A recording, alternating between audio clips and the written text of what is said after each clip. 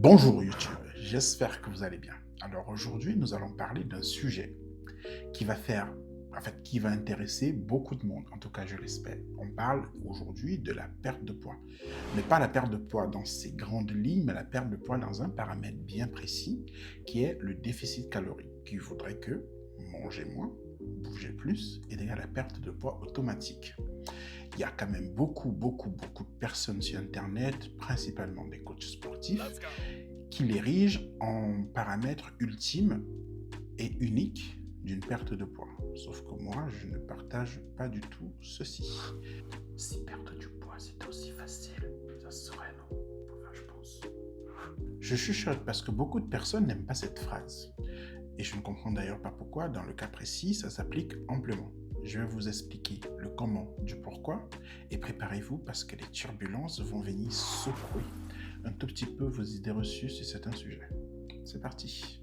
On va déjà commencer par une petite définition de ce que c'est qu'une calorie alimentaire. C'est tout simplement la quantité d'énergie que libère un aliment lorsqu'on le consomme. Cette énergie provient essentiellement des macronutriments que contient l'aliment. C'est quoi les macronutriments? Les lipides, les protéines et les glucides. Et c'est donc l'association de ces trois macronutriments qui détermine la quantité de calories qu'un aliment vous apporte. On sait que 1 g de lipides, c'est 9 kilocalories, 1 g de glucides, c'est 4 kilocalories, 1 g de protéines, c'est 4 kilocalories. Ces calories n'ont pas été déterminées de manière hasardeuse, bien qu'elles aient été identifiées ou bien calculées ou bien déterminées il y a très longtemps.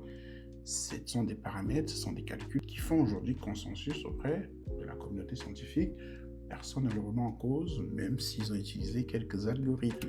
N'allez pas croire que je déteste les algorithmes, loin de là, tant que c'est bien fait, c'est nickel. Dans le cas précis, ça marche très bien, tout le monde est d'accord avec ça, il n'y a pas de souci. Pour déterminer les calories, c'est finalement très simple.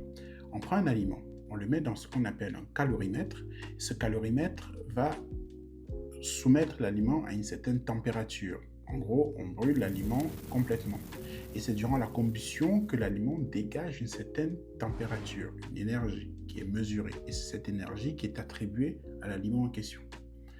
Sauf qu'avec cette méthode, on a un petit problème. C'est que quand on ingère un aliment, je prends l'exemple d'une pomme, par exemple, qui contient beaucoup de glucides, les glucides de cette pomme ne vont pas totalement être disponibles dans le sang. Certains de ces glucides ne vont pas traverser la barrière épithéliale. Donc il a fallu à l'époque trouver un moyen de faire cette corrélation-là, de savoir comment est-ce que je quitte d'une valeur que j'ai obtenue via un calorimètre à une potentielle valeur qui serait dégagée directement dans la cellule qui a besoin d'énergie. Et c'est là que je trouve qu'ils ont utilisé un peu de mathématiques. Il faut savoir une chose, c'est que les glucides, les protéines, les lipides ne génèrent pas directement de l'énergie. C'est en fait, comment expliquer? C'est la dégradation de ces molécules-là qui permettent de renouveler au sein d'une cellule la molécule uniquement utilisable par cette cellule pour générer de l'énergie qui est l'ATP, adénosine triphosphate. Pour que ce soit plus simple, je vous fais un petit schéma d'explication. Afin de générer de l'énergie, la cellule met en œuvre sa réaction biochimique la plus plébiscitée dans le cadre de sa respiration, qui est la glycolyse. En d'autres termes, la dégradation du glucose.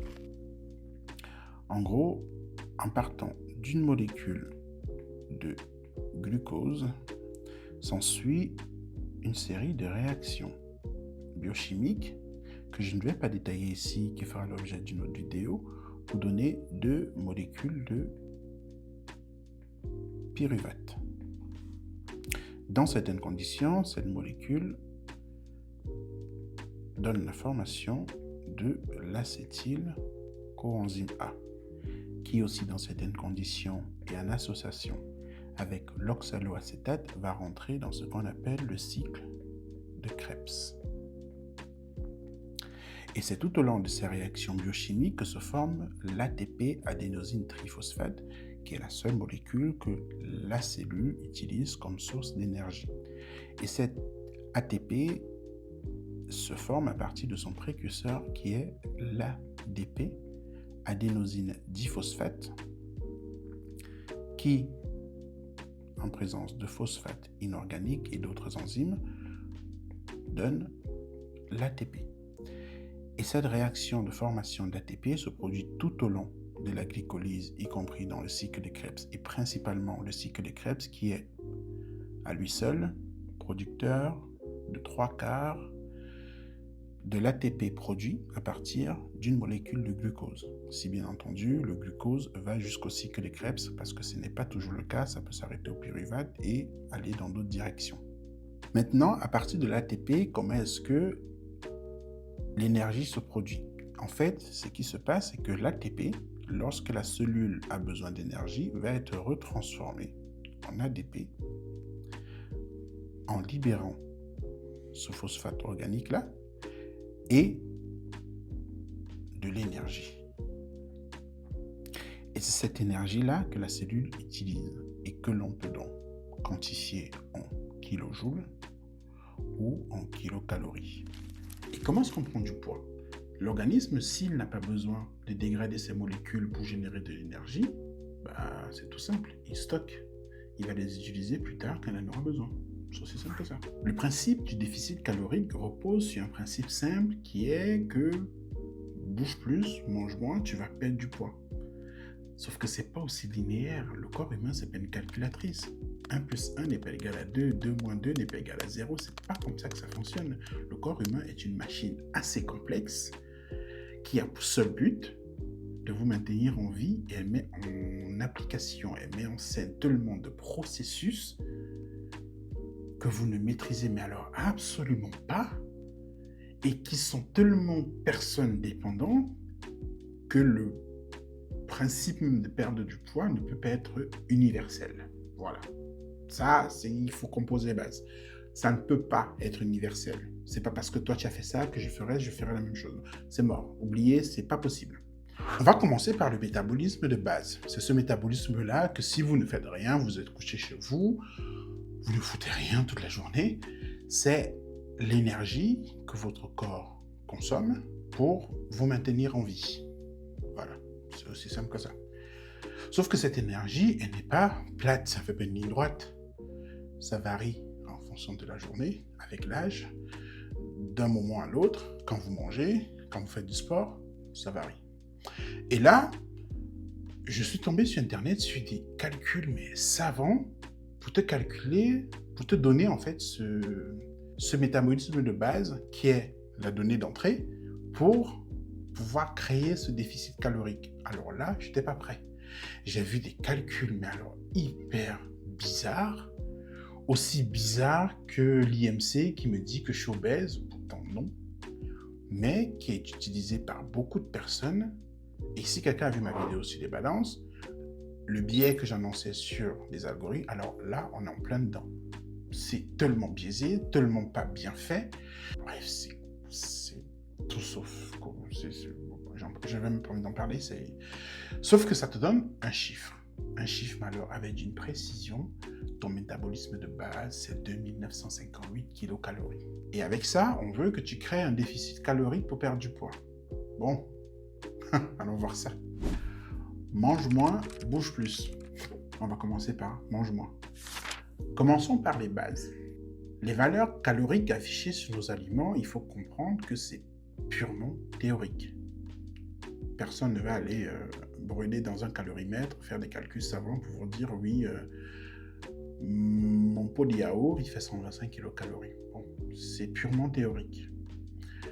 Il faut savoir quand même une autre chose, c'est que les pommes d'un même pommier n'ont pas la même valeur de macronutriments.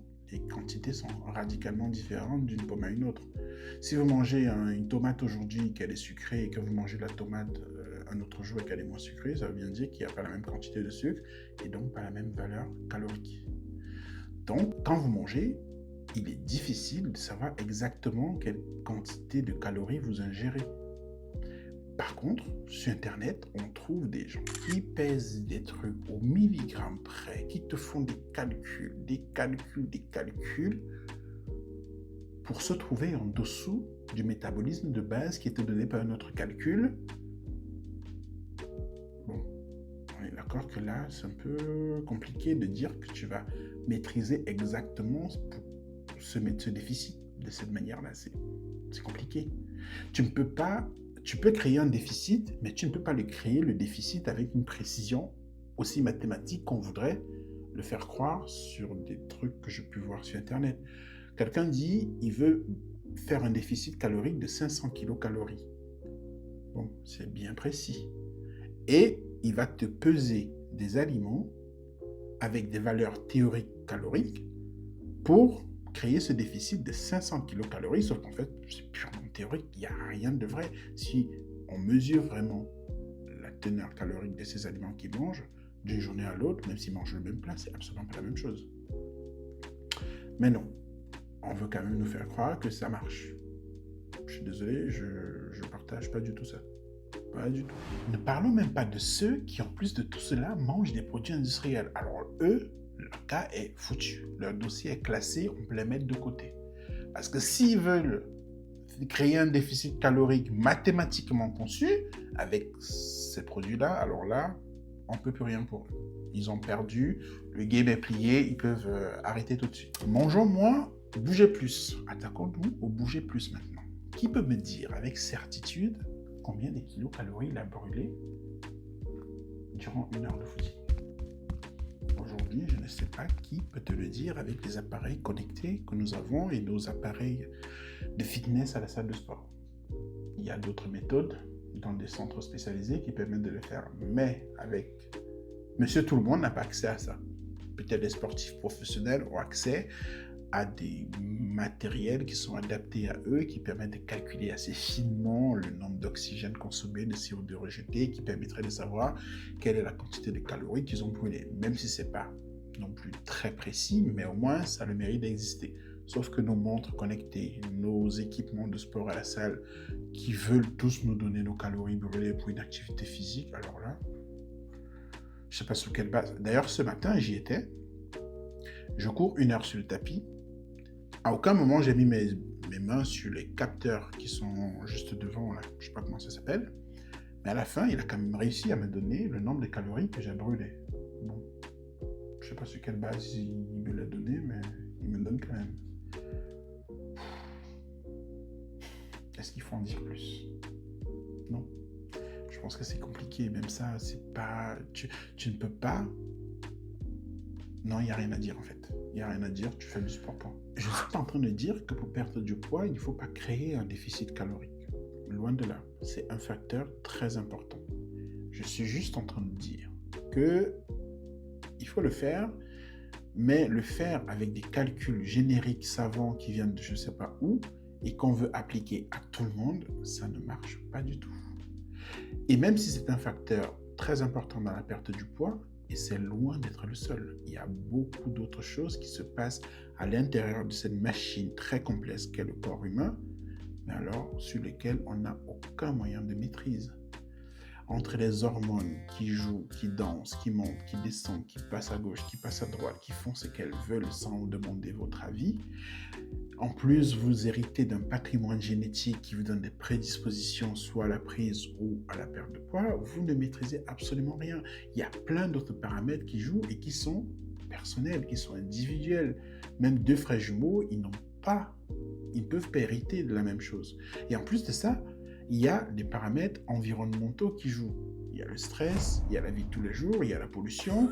Maintenant, il y a aussi tout ce qui est dérèglement hormonal par tout ce qu'on ingère, tout ce qu'on respire, qui font que on est attaqué dans tous les sens et on est complètement dépendant de plein d'autres facteurs que d'un déficit calorique finalement. La perte de poids, c'est quelque chose de vraiment très complexe et très personne dépendant. On ne peut pas appliquer une méthodologie de perte de poids à tout le monde, ça ne fonctionne pas comme ça en fait. On est tous différents, on est conçus différemment, on n'a pas tous les mêmes problèmes dans la vie. Et en plus de ça, il y a des paramètres, effectivement, qui jouent contre nous. Et je ne parle même pas des paramètres pathologiques. Alors là, il y a certains qui souffrent de plein de pathologies, qui leur font stocker du gras à des endroits très spécifiques. C'est très compliqué de généraliser, en fait, la perte de poids. C'est très personnel. Il faut que chacun s'écoute. Par contre, effectivement, oui, il faut créer un déficit calorique. Et ce déficit calorique, on le crée en s'observant soi-même, en sentant son corps, en voyant qu'est-ce qui nous fait prendre du poids, qu'est-ce qui nous fait perdre du poids. Il y a beaucoup de paramètres autres que ce déficit calorique qui rentrent en jeu et qui font que la perte de poids n'est pas linéaire, même si on fait un déficit calorique, elle est en dents de scie et elle peut être très très très longue. Ça, c'est la leçon à retenir, c'est que déficit calorique, oui, mais c'est pas applicable à tout le monde via des calculs savants, génériques, que l'on veut universels. Non, ça marche pas comme ça. Désolé, mais c'était mon petit coup de gueule du week-end. Ciao.